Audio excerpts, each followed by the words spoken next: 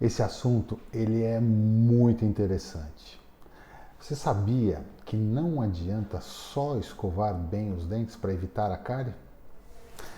A gente às vezes não tem ideia de como é que a coisa funciona, né?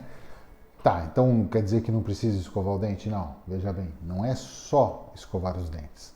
Escovar os dentes é essencial, ele é fundamental. Para a gente ter uma ideia, o processo da cárie, né, a gente considera a cárie como uma doença e ela é uma doença que ela é definida como açúcar dependente. Depende de açúcar, né? Então, por exemplo, se eu não escovar os dentes, vamos imaginar, né? Eu não escovo o dente, não passo fio dental, nada disso, mas eu não como açúcar, eu não ingiro açúcar de nenhuma fonte, o que é impossível. Tem lactose no leite, frutose nas frutas, mas vamos imaginar que fosse possível, né? Você não ingerir açúcar. E eu não escovo os dentes, eu não escovasse os dentes, eu não teria cárie. Eu teria gengivite, placa, tártaro, mau hálito, mas cárie eu não teria, porque a cárie ela é uma doença açúcar dependente. Então eu preciso do açúcar para que a cárie aconteça, tá?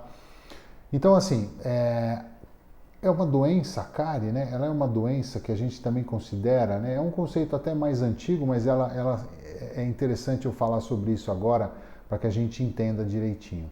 Ela é uma doença considerada multifatorial. São vários fatores que interferem no processo da cárie. Para que a gente tenha uma ideia, né? Por exemplo, tem a genética, a hereditariedade, às vezes a criança herda os dentes do pai, que são mais retentivos, por exemplo, então isso propicia mais a cárie.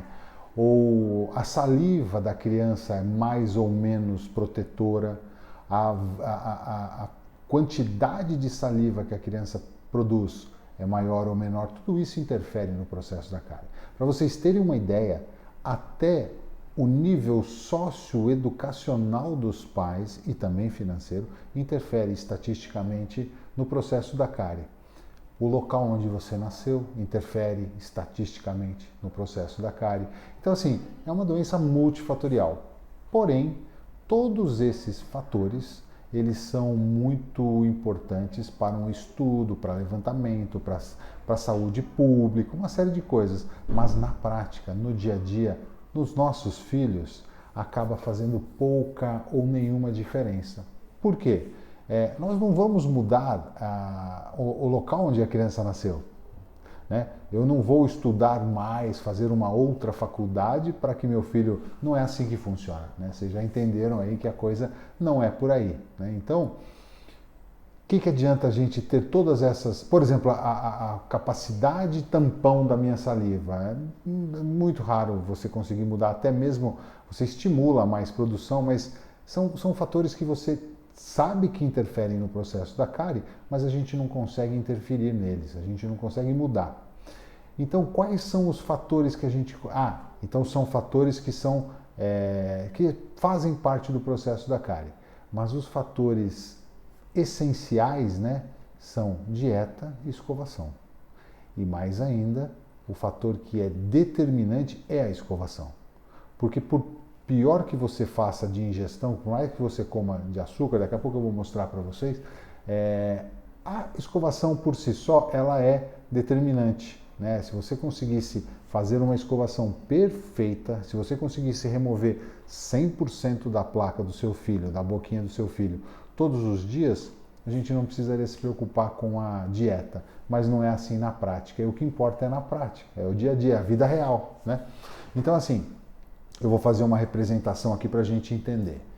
Então, cárie hoje é considerada um desequilíbrio entre dieta e escovação. Eu vou representar aqui.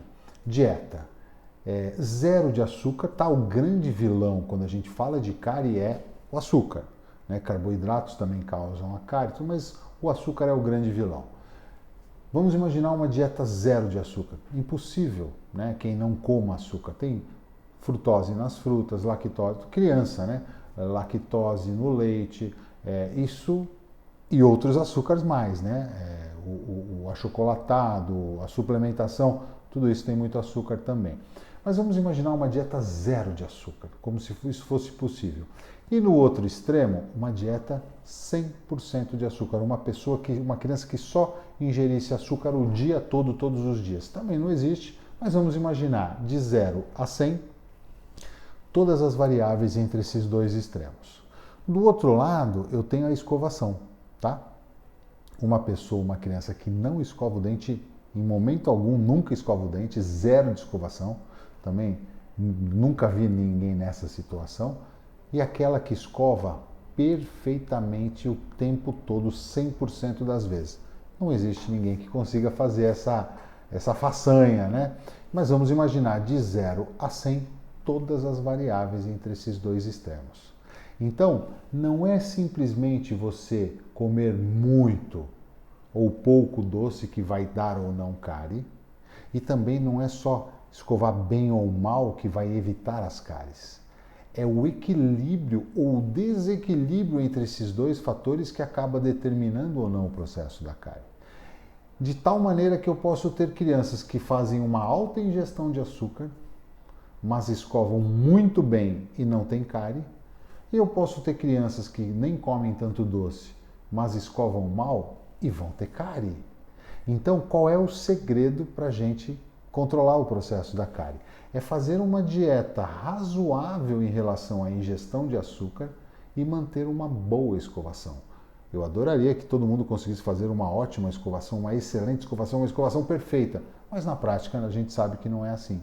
Então, se a gente conseguir fazer o ajuste, o equilíbrio entre esses dois fatores, problema resolvido. Como é que eu faço? Ou eu trabalho num só, mantendo, por exemplo, a escovação lá em cima, que é muito difícil, quem é pai sabe como é que é. Na teoria, uma beleza, mas na prática, né?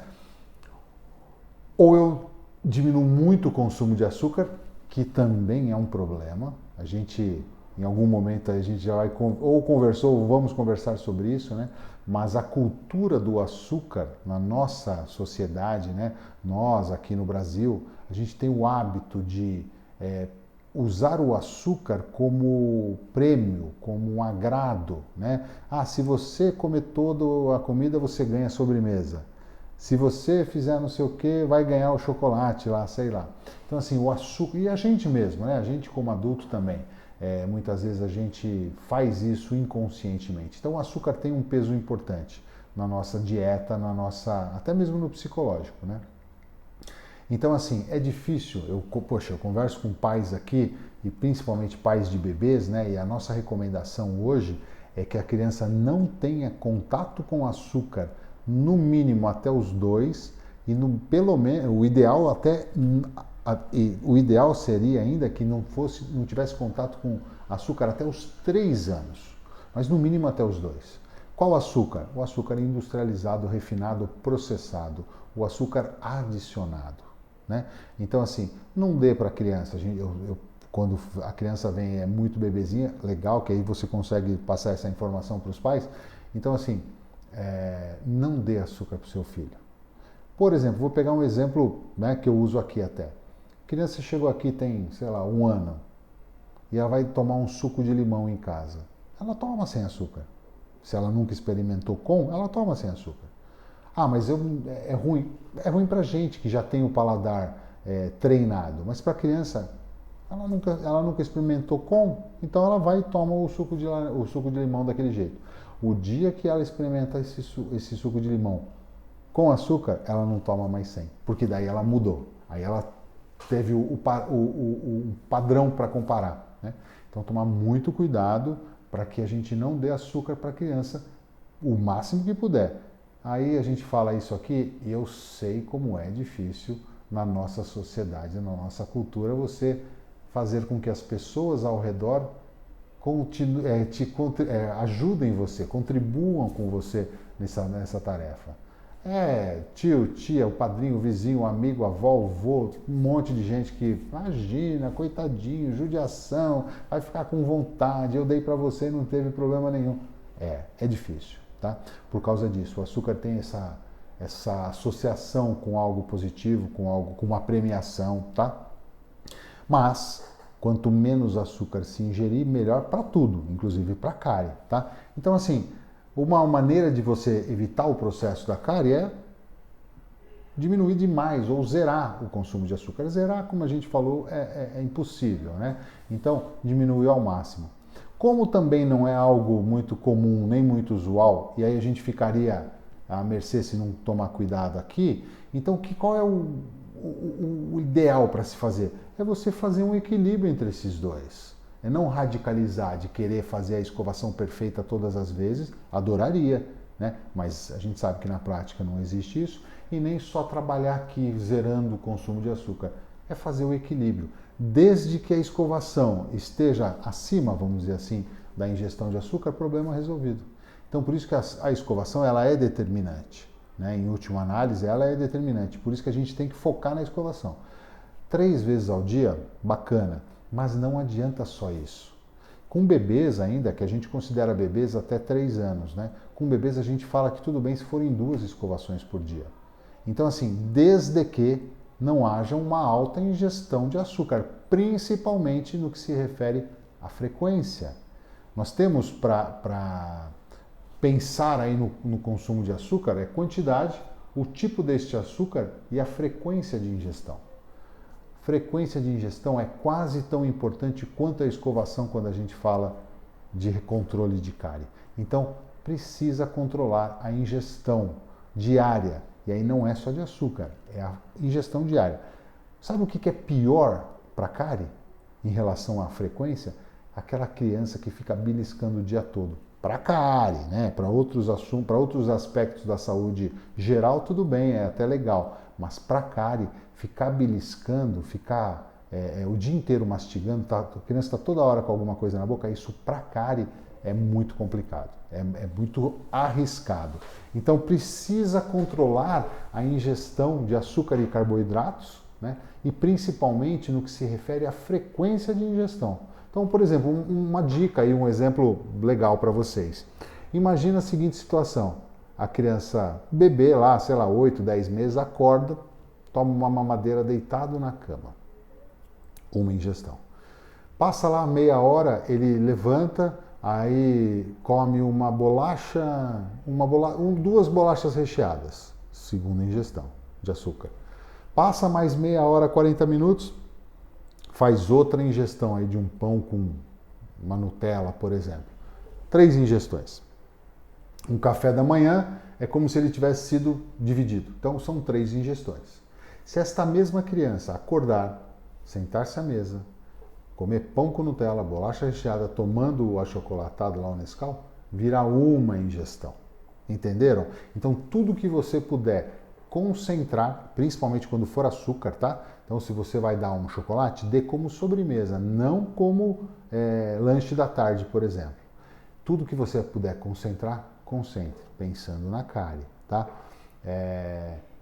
Dividir a escovação ajuda muito, né? Não adianta fazer... Uma vez aconteceu aqui, uma criança que eu falando sobre isso, falei de escovar 3 vezes ao dia, a mãe falou assim, mas ela escova 3 vezes, com cárie, né? A criança estava com cárie.